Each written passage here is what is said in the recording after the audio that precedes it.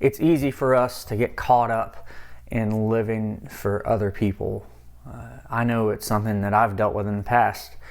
One of the best examples was when I was preaching at a previous church, and one of the things that I'd been doing that had seen some progress in changing the culture and changing the way people acted and thought about church was that at the end of every service I would ask a question, or 3 questions actually, and they would go like this: thinking of someone who's outside of the walls of the church, who is someone you could be praying for, who's someone you could do something kind for this week, and who is someone that you could invite to church if you think that this place is going to be best for them and it's going to help them to grow closer to God. And what I saw during that time was people did begin to pray more. From the stories I heard, they did more for other people, and there were more visitors coming to church.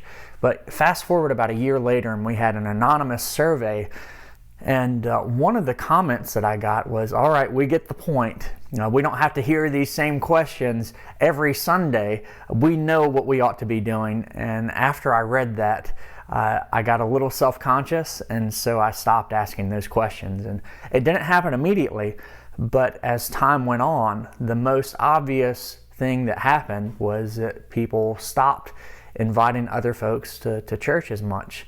And it was because I listened to what someone else said rather than doing what I thought was right.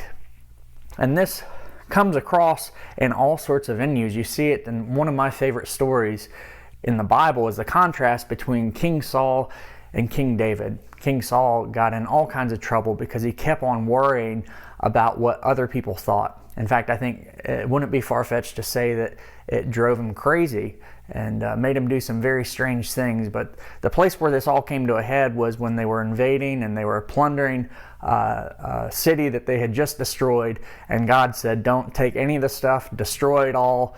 I don't want there to be any plunder. But of course, all the people were upset about this. They wanted to take some treasures for themselves.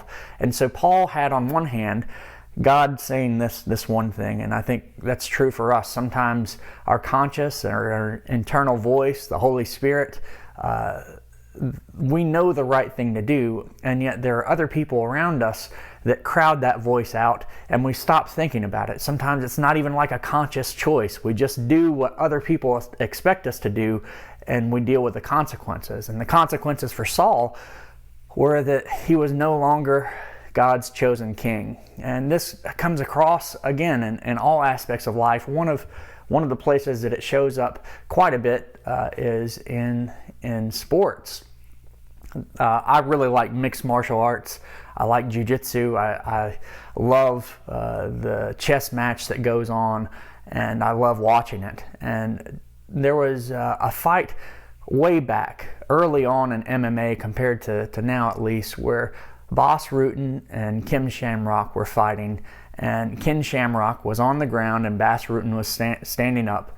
And Bas Rutten said to him, as Ken Shamrock was trying to get him to come and engage in the ground game, Bas Rutten said, "Get up and fight me like a man." And Ken Shamrock did. And there was this attitude back then that somehow standing up and fighting was more manly or better somehow than fighting on the ground. And we know now that that's not the case. Many of the best people who are in mixed martial arts are very good with their ground game, and it doesn't make any sense what he said. Another example comes from basketball. Most players, especially if they're a little bit taller, have problems with free throws. But one of the solutions is that if you remember as a kid, what we called it was a granny shot. It's when you had your hands down here, you lifted the ball up, you threw it like this underhanded, and made the shot that way. And it's probably for most people would make them about 10% better in terms of how many shots they were landing. But so many players are unwilling to do it, even though they've been introduced to it, because it makes them look like a sissy, in their own words. That's the way Wilt Chamberlain described it. Shaq said that he'd rather shoot 0% free throws than have to do a granny shot. And And it's because of what other people would think about them when they did it. But there are some people who are able to overcome these voices that are outside of them, and they accomplish pretty amazing things. Rick Barry is one of them. While we're talking about free throws, he was maybe the fourth most accurate free throw shooter in history, and he was about 6'8". So he's a taller man, but he's still able to land all these shots because he was willing to not care about what other people thought.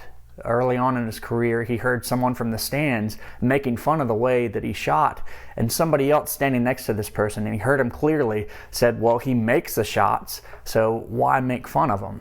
And so from then on, he shot like that.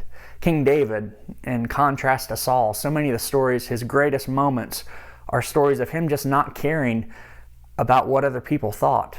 When he was about to go fight Goliath, his brother was looking down on him, saying, who do you think you are to go fight this giant?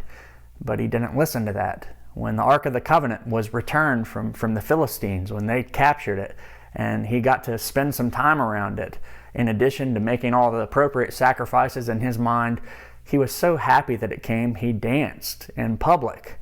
And there were people there who were upset that he showed that kind of joy, but the kind of person he was didn't care. And the Bible tells us that David is a man after God's own heart. And if we go back to that free throw shot, the granny shot, Wilt Chamberlain was a player who shot like this for a couple years, but the rest of his career he didn't. And while he was shooting like this, he had the best game that anybody has ever played in basketball. He scored 100 points in 1962, and I believe it was March 2nd. He landed 28 free throws out of 32, which was an 87.5 percentage rate, when other times when he hadn't been shooting underhanded, he shot 40%. So he doubled his percentage because he was willing to shoot underhanded, had the greatest game that he ever had, but the next season he stopped shooting like that. And the reason, he said, was because he felt like a sissy. And it makes me wonder how many of us are doing pretty good, but we aren't anywhere close to being our best because we're so worried about what other people are thinking. And if you start paying attention to this, it loses a little bit of its power when you realize that you aren't listening to who you're supposed to be listening to, your internal voice, your conscience, God, the things that matter the most. Instead, you're listening to the crowd, and it's keeping you from being who you ought to be. And so some of the things that come to my mind that apply to so many of us, I know in college there was pressure to stay up late when you had classes early in the morning, to hang out with people. Just going to bed on time falls into that category.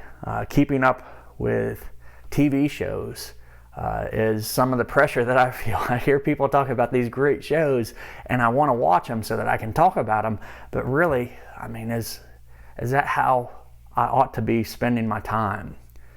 So much pressure for us to have the right house, a new car, new clothes, all those things. But what good is that doing us if we're in debt?